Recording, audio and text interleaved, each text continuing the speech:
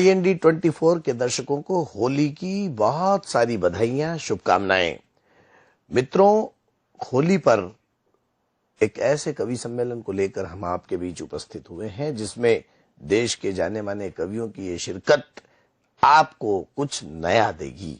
हमारे बीच उपस्थित हैं श्री गोपाल जी दांगी। गोपाल जी, आपका स्टूडियो में स्वागत है। आयुषी जी भंडारी, आयुषी जी आपका भी स्वागत है। और विवेक शर्मा जी, आपका भी स्वागत है। मैं प्रोफेसर श्याम सुंदर पलोड़ आप सभी को होली की हार्दिक बधाइयां, शुभकामनाएं देता हूं। होली उमंग का त्योहार है, मस्ती का त्योहार है और उल्लास के इस पर्व को हम हिंदुस्तान के लोग अपनी सरहदों में ही नहीं अपितु दुनिया भर में रंग और गुलाल के साथ जिस तरह से मनाते हैं उसके अलग अलग ढंग अलग अलग क्षेत्रों के हिसाब से अलग अलग रूप में प्रस्तुत होते हैं। होली अलग अलग जगह होती है, कभी लठमार होली होती है तो कभी गुलाल होली होती है, कभी किसी विशेष क्षेत्र में किसी विशेष किस्म की होली होती है, लेकिन सबका संदेश एक ही है कि बैर भाव भूल कर प्रेम बढ़ाना और एक दूसरे के साथ आत्मिक रिश्तों को प्रगाढ़ता प्रदान करना, बस इसी उद्देश्य से होली मनाई जाती है।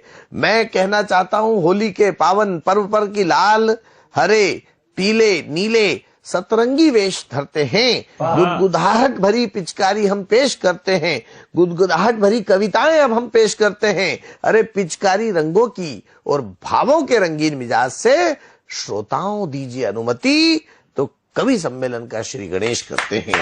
आप लोग दीजिए अनुमति। तो होली के इस विशेष कवि सम्मेलन में आप सबको मैं ये कहना चाहता हूं कि बंधुओं, अपने ओठों पर मुस्कुराहट को जिंदा रखो। क्यों? क्योंकि हंसना जिंदगी का प्रमुख मकसद है। हंसने के लिए कहीं दूर जाने की जरूरत नहीं है, हमारे इर्द गिर्द ही कहीं न कहीं हास्य बिखरा पड़ा होता है। मैं कॉलेज में पढ़ाता हूं, मुझे कॉलेज में पढ़ाते पढ़ाते ही कई तरह के हास्य उत्पन्न होते दिखाई देते हैं। एक बच्चे से मैंने गणित का सवाल पूछ लिया कि बताओ बेटा, एक किसान एक खेत को 15 दिन में जोतता है तो 2 किसान उसी खेत को कितने दिन में जोतेंगे? बच्चा बोला, सर आपका दिमाग खराब है क्या? खेत जब एक बार जोत चुका है तो जोतने की जरूरत क्या है? एक बच्चे से मैंने कहा कि बेटा बता, पैसिफिक महासागर कहां स्थित है? बोले सर मेरे को नहीं मालूम। मैंने कहा टेबल पे खड़ा हो जा। बोले सर यहां से भी नहीं दिख रहा। एक बच्चे से मैंने कहा कि बेटा हम 1 मिनट में जितनी बार सांस लेते हैं ना, चीन में उतने बच्चे पैदा हो जाते हैं। अगले दिन पट्टा कॉलेज में आया, टेबल पे खड़े होके मैंने कहा क्या कर रहा है? बोले चीन की आबादी बढ़ा रहा हूं। और मैंने कहा होमवर्क क्यों नहीं करके आया? बोले सर लाइट नहीं थी। मैंने कहा लाइट नहीं थी तो मोमबत्ती जला लेता। बोले माचिस नहीं थी। मैंने कहा माचिस क्यों नहीं थी? बोले वो पूजा घर में रखी हुई थी। मैंने कहा पूजा घर में से ले लेता। बोले नहाया नहीं था। मैंने कहा नहाया क्यों नहीं था? बोले पानी नहीं था। अरे मैंने कहा पानी क्यों नहीं था? बोले मोटर चालू नहीं थी। अरे मैंने कहा मोटर क्यों नहीं चालू थी? बोले वही तो रो रहा हूं कि लाइट नहीं थी। तरह तरह की बातों से तरह तरह के आयाम कहीं न कहीं हमारे लबों की मुस्कुराहट के रूप में जब प्रस्तुत होते हैं, तब हमें कवि सम्मेलनों की महत्ता स्वीकार्य होती है। देखिए, अभी हमने विश्व कविता दिवस मनाया। मैं कहना चाहता हूं, केवल 3 अक्षरों की कविता जिसमें क कल्पनाओं का होता है, वी विचारों का होता है और ता तालमेल का होता है। यहां जब कविताओं का विचारों के साथ तालमेल हो जाता है तो कविता का जन्म होता है और वही कविता हम सबको कहीं न कहीं बहुत आनंद प्रदान करती है, हमारा मनोरंजन करती है। मैं इस कवि सम्मेलन की शुरुआत करवाना चाहता हूं हमारे बीच उपस्थित श्री विवेक शर्मा जी से। आइए विवेक जी, और हमारे दर्शकों तक अपनी प्रतिष्ठित कविताएं पहुंचाइए। सभी को बहुत बहुत प्रणाम। रंग पर्व की हार्दिक शुभकामनाएं। आप सभी के जीवन में बेरंग पड़े इस जीवन में रंग आ जाए। सभी को बहुत बहुत होली पर्व की शुभकामनाएं। मैं 4 पंक्तियों के माध्यम से प्रारंभ होना चाहता हूं। हम जिनके कारण ये होली मना पाते हैं, जो सरहद पर खड़े रहते हैं उन जवानों को 4 पंक्तियों में एक प्रणाम पहुंचाता हूं उन तक। सीधे सीधे पंक्तियां पढ़ता हूं कि रंग रंग में उमंग जंग वाला भाव लिए, रंग रंग में उमंग जंग वाला भाव लिए, शीश चढ़ा दिए भारत माता की झोली में, शीश चढ़ा दिए भारत माता की झोली में, देशभक्ति भावना में झूमने लगे थे वह वंदे मातरम जनगण वाली बोली में, वंदे मातरम जनगण वाली बोली में। सुखदेव राजगुरु शेखर भगत जैसे वीर मिल गए सब इंकलाबी टोली में, और अपने लहू से होली खेलते जो सीमाओं पे, उन्हें याद करे हम इस बार होली में। अपने लहू से होली खेलते जो सीमाओं पे, उन्हें याद करे हम इस बार होली में, उन्हें याद करे हम इस बार होली में, उन्हें याद करे हम इस बार होली में। और 2 पंक्तियां, जिसके पिता सरहद पर है वो बच्चा अपने पिता को कह रहा है कि पापा 3 होली बीत गई है, 3 दिवालियां बीत गई है, आप यहाँ त्योहार हम अकेले मनाते हैं, आप क्यों नहीं आते। बेटा 2 पंक्तियां अपने पिताजी को पहुंचाता है, पिताजी फिर 2 पंक्तियां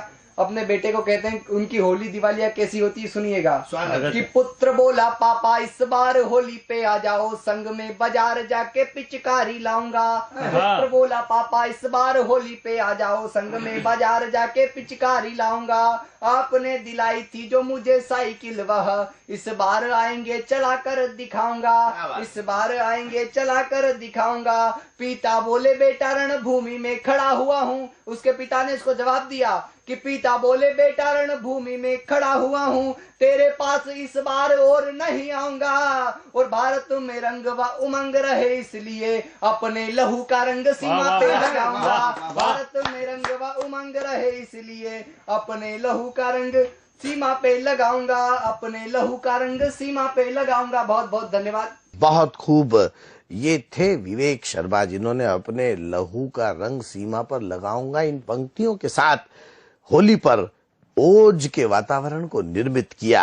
कवि अपनी अपनी तरकीब से, अपने अपने तरीके से अपनी बात को कहने में माहिर होता है, इसमें कोई दो मत नहीं।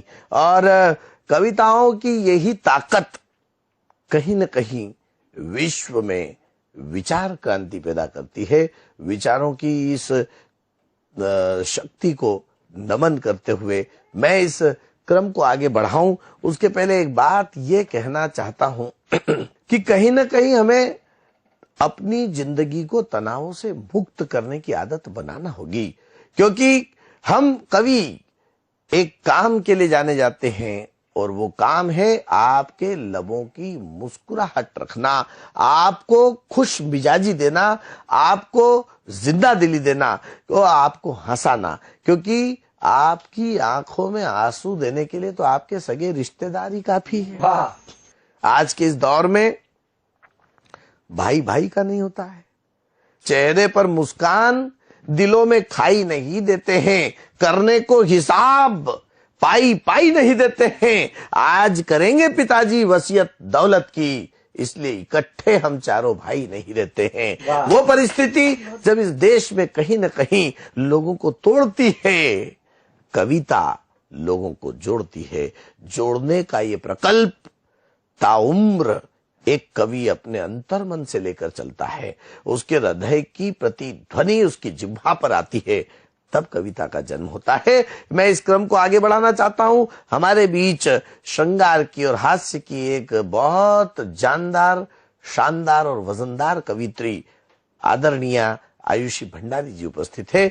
मैं आयुषी जी से निवेदन करता हूं कि वो आए और अपनी कविताओं से IND 24 के दर्शकों को लाभान्वित करें। एक मुक्तक के माध्यम से अपना काव्य पाठ शुरू करती हूँ। और इसकी भूमिका में इतना कहना चाहूंगी कि जब भी कोई महिला कोई साहसिक कार्य करती तो उसे मर्दानी कहकर बुलाया जाता है, परंतु तो मेरा मानना है कि मर्दानी की उपमा तब दी गई थी जब महिलाएं रण क्षेत्र में बहुत कम आया करती थी। ये आजादी के पहले की बात है, परंतु आज महिलाओं की स्थिति कुछ अलग है। सुनिएगा। मर्द धनुष तो बाण औरत, मर्द धनुष तो बाण औरत, अलग निशानी कैसे हुई लक्ष्मी बाई और भगत की, अलग कहानी कैसे हुई उपमाओं में छीन लिया, उपमाओं में छीन लिया अस्तित्व यहाँ औरत का क्यों, उपमाओं में छीन लिया अस्तित्व यहाँ औरत का क्यों। जब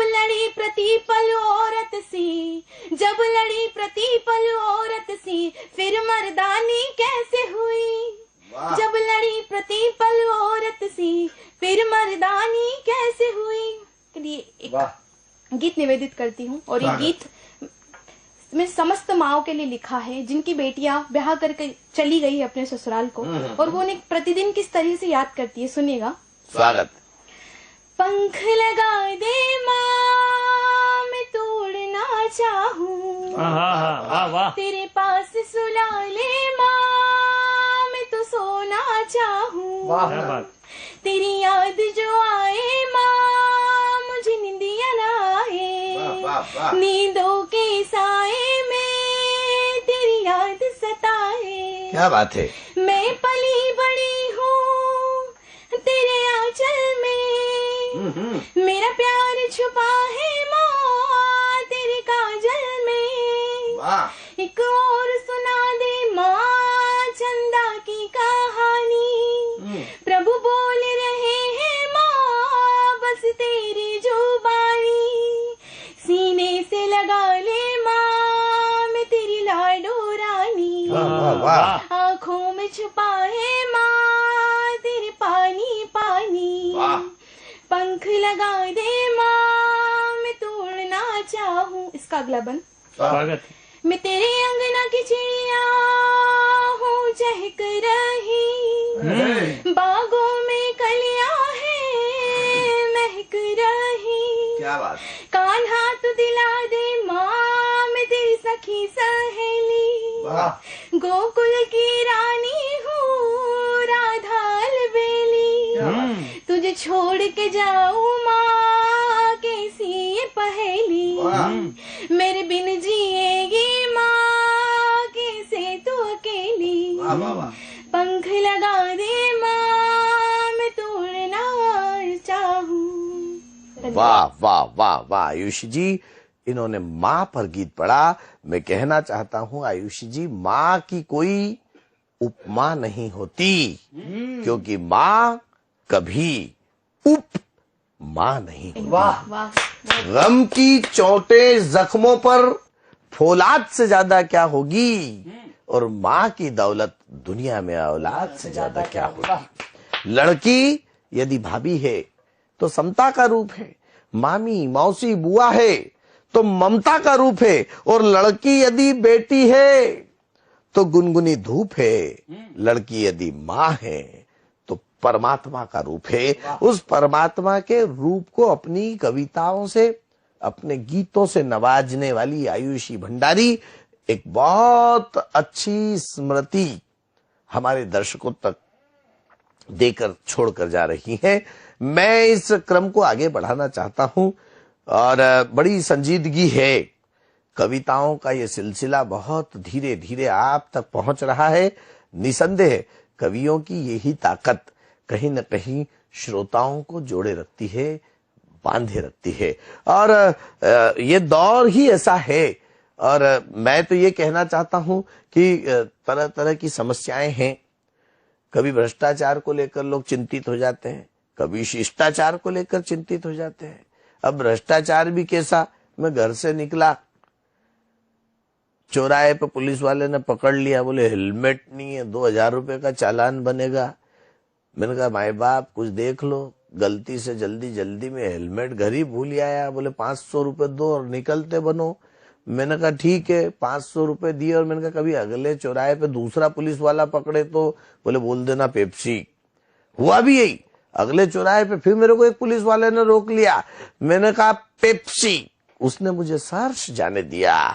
अपने को टोटका समझ में आ गया। अपन अगले दिन फिर बिना हेलमेट के फिर पकड़े गए, फिर पुलिस वाले ने अपने को चालान काटने के लिए बोला, अपन ने कहा पेप्सी। उसने कहा बेवकूफ, पेप्सी तो कल था, आज तो कोका कोला है। तो भ्रष्टाचार की भी अपनी अपनी तरकीब होती है। अब 3 इंजीनियर मर गए, ऊपर गए, एक अमेरिका का था, एक पाकिस्तान का था, एक हिंदुस्तान का था। ऊपर गए तो यमराज, जब यमदूत उनको ले जाने लगे, जल्दबाजी में हड़बड़ाहट में ऊपर का दरवाजा टूट गया। यमराज बोले इसको बनाना है। अमेरिका वाले इंजीनियर से पूछा कि कितने पैसे लगेंगे, बोले महाराज 6000 रुपए लगेंगे। बोले 6000 कैसे? बोले 3000 मटेरियल के और 3000 मेरे। पाकिस्तान वाले से पूछा तू कितने लेगा, बोले 12,000 रुपए। अरे बोले 12,000 कैसे, बोले महाराज 6,000 का मटेरियल, 6,000 मेरे। अब वो हिंदुस्तान वाले इंजीनियर से पूछा तू कितने लेगा, बोले 32,000 रुपए। और बोले 32,000 कैसे, बोले देखो महाराज 10,000 तो आपके, 10,000 मेरे, और 12,000 में इस पाकिस्तानी को ठेका दे देंगे। तो भारत में हर काम बड़ी किस्मत से होते हैं, और जो किस्मत से नहीं होते वो रिश्वत से होते हैं। भारत में जो जो भी आए 2-2 हाथों लूट गए, रिश्वत लेते पकड़े गए तो रिश्वत देकर छूट गए। इन तमाम सारी परिस्थितियों के बीच मैं निवेदन कर रहा हूं, हमारे बीच यहाँ गोविंद दागी जी एक बहुत अच्छे गीतकार उपस्थित हैं। गोविंद जी आइए और हमारे दर्शकों तक अपने गीतों की, अपनी स्वर लहरियों की एक खूबसूरत महफिल सजाइए। सभी दर्शकों को मेरा विशेष प्रणाम, बहुत बहुत प्रणाम, और होली पर्व की बहुत बहुत शुभकामनाएं। 4 पंक्तियां निवेदित करता हूँ स्वागत होली की। कि गाल गुलाबी है तेरे और गुलाल गुलाबी लगा लिया। वाह वाह वाह। कि गाल, एक दर्शन करने की कोशिश की है इसमें। स्वागत। कि गाल गुलाबी है तेरे और गुलाल गुलाबी लगा लिया। क्या बात। और इस फागुन को सजनी तूने भंग का प्याला पिला दिया। वाह वाह वाह वाह। फागुन को सजनी तूने भंग का प्याला पिला दिया। तो घर आंगन और गली शहर सब रंग गुलाबी रंग डारे। और झीलों के भोपाल पे तूने जयपुर का रंग चढ़ा दिया। झीलों के भोपाल पे तूने जयपुर का रंग चढ़ा दिया। और प्रेम क्या हो सकता है, जब हम होली जैसे महोत्सव पे हम बैठते हैं तो राधा और कृष्ण की बात हम करते हैं। प्रेम क्या हो सकता है, मैंने अपने तरीके से कहने की कोशिश। स्वागत है, स्वागत। कि प्रेम सतयुग में सत की सरिता सा है। क्या बात है, वाह वाह वाह। प्रेम सतयुग में सत की सरिता सा है। प्रेम त्रेता में धरती की सीता सा है। प्रेम कल युग में मीरा के मन में बसा। प्रेम द्वापर के द्वंद्वों में गीता। द्वापर के द्वंद्वों में गीता सा है। और प्रेम की शक्ति क्या हो सकती है, कि प्रेम पत्थर को भी मन भावन करे। प्रेम पत्थर को भी मन भावन करे। प्रेम पतझड़ को पल में ही सावन करे। प्रेम पतझड़ को पल में ही सावन करे। और प्रेम की हर व्यथा आंसुओं से लिखी। पर प्रेम के आंसू आँखों को पावन करे। क्या बात है। प्रेम के आंसू आँखों को पावन करे। और प्रेम का हमारे जीवन में क्या होना चाहिए, कि प्रेम से मन को मधुवन बनाते रहे। रास हम गोपियों सा रचाते रहे।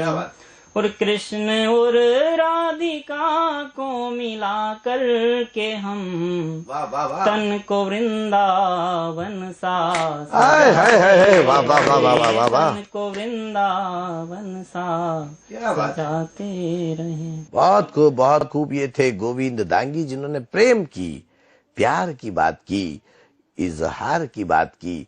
कहीं न कहीं प्रेम, जिसे हम प्यार भी कहते हैं, वो 2.5 अक्षर निसंदेह जिंदगी को बहुत ऊंचे मुकाम तक पहुंचाते हैं।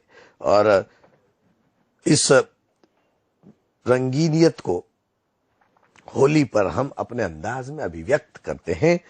निसंदेह ये होली प्रेम और प्यार से मनाई जाए, ये संदेश आपके इस गीत में था। और प्रेम का ही संदेश तो हम सबको वो ऊंचाइयां देता है जो एक एक ऐसे मुकाम तक पहुंचाने में कामयाब होता है जो पूरी दुनिया को एक सूत्र में बांधे रखे।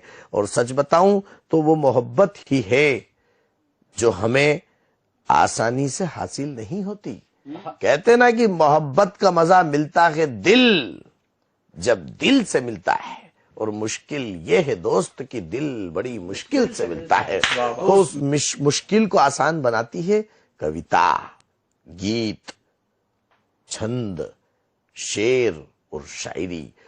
बहरहाल होली की इस मस्ती को हम जिंदा रखते हुए आगे बढ़ते हैं। मैं एक होली पर आपको हास्य व्यंग की कविता सुनाकर इस कवि सम्मेलन का समापन करना चाहता हूं। मैं मालवा की होली को लेकर आपको एक ऐसे संस्मरण तक पहुंचाता हूं जो होली की असली मिठास है। हमारे मालवा में कैसे होली मनाई जाती है। हमारे यहाँ जीजा और साली की होली बहुत लोकप्रिय है। तो एक जीजा और साली की होली और मालवा की होली के चित्र आपके आंखों के सामने प्रस्तुत कर रहा हूं, प्रकट कर रहा हूं कि होली के 4 दिन पहले होला सराय की साली बोली, जीजा जी अब की बार तो नहीं आएगी आपकी वो रंगीन टोली। पिछली बार तो मैं बहुत डर गई थी, हाय रब्बा ऐसा पकड़ा आपने, मारे खुशी के मर गई थी। वो गुदगुदाती ठंडे पानी की पिचकारी मेरे अंग अंग पर रंग भरकर ऐसी मारी, उफ मेरी जोर से निकली थी किलकारी, भिगा दी थी आपने मुझको सारी की सारी। वो चुटुर चुटुर फुग्गे मत मारना, रंग लगाने आओ तो इधर उधर नहीं ताड़ना।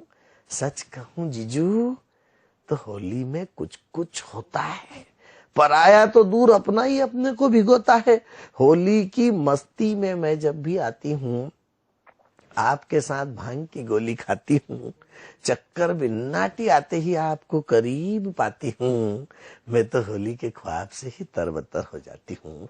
मैं तो होली के ख्वाब से ही तरबतर हो जाती हूँ। आपका वो मिचमिचाता दोस्त जब भी आता है, उसकी बाई आंख को शैल चतुर्वेदी जी का भूत चढ़ जाता है।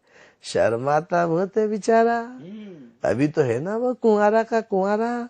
होली पर याद आ रहा है मुझको वो किस्सा, मैं भी बनी थी उसका अजीब हिस्सा। आपको खींच कर ले जाते थे चौपाटी पर, कपड़े फाड़ कर लिटा देते थे गीली माटी पर। फिर वहां होता था बड़ा भारी कढ़ाव, घसीटते थे आपको तो खूब आता था ताव। 2 पकड़ते पांव, 2 पकड़ते हाथ, बाकी सारे के सारे हो जाते थे साथ। टांगा टोली करके आपको उसमें डुबाते थे, रंग बरसे भीगे चुनर वाली रंग बरसे गाते थे। टांगा टोली करके आपको उसमें डुबाते थे, रंग बरसे भीगे चुनर वाली गाते थे। कभी यूं ऊट पटांग फिसलाते थे, और न जाने कहां कहां आपको रंग लगाते थे, और न जाने कहां कहां आपको रंग लगाते थे। फिर बाहर निकाल कर आपका मेकअप होता, कोई मूंछ बनाता तो कोई काले रंग से गाल धोता। धोती, कुर्ता, पगड़ी और नींबू मिर्ची की माला पहनाकर आपको उठाकर दन्न से गधे पर बिठाकर निकालते थे आपका जोरदार बाना। राह चलती लड़कियों पे कसते थे ताना। होली ऐसी भी होती है, ये मैंने पहली बार जाना। गैर निकालते बजाते बाजा और गाते थे गाना। फिर वो हल्कू राम के कुएं पर नहाने जाते, हल्दी के उपटन से रंग छुड़ाते, रगड़ते रगड़ते बुरबट्टे गाल बहुत चिरमिराते थे। मस्त नहाने के बाद हम मूंग के भजिए खाते थे। सच कहूं जीजू तो मुझे वो होली के रंगीन दिन साल साल भर याद आते थे। तूने मारी पिचकारी मोरी भीगी अंगिया को हम कई कई दिन तक गुनगुनाते थे। फिर शाम को होली की सेल होती, रंग के खेल के बाद रंगीलों की मेल होती। हंसाने वाले व्यंग्यपूर्ण टाइटल पर बार बार मुख से बाण निकलकर तन मन बदन में करते थे हंगामा। यहाँ भी चढ़ती होली ने गीला हो जाता पजामा, यहाँ भी चढ़ती होली ने गीला हो जाता पजामा। अरे होली पर अब तो वो मजा ही नहीं आता है। दोस्त दोस्त को क्या, भाई भाई को खा जाता है। तब और अब में बहुत बड़ा फर्क हो गया। कल का स्वर्ग आज नर्क हो गया। थाम कर खंजर हाथ में निकलती है बस दहशत गर्दों की टोली। न जाने क्यों बदलते परिवेश में होने लगी सिर्फ खून की होली, सिर्फ खून की होली, सिर्फ खून की होली। सच्चा है अपना प्यार तो क्या है जहां का डर, गुल बनकर गुलिस्ता में फिर से खिलेंगे हम। इस वक्त बिछड़ रहे तो कोई गम नहीं, अगली बहार आई तो फिर से मिलेंगे हम। जय हिंद, जय भारत। आप सभी को होली और रंग पंचमी की हार्दिक हार्दिक हार्दिक शुभकामनाएं।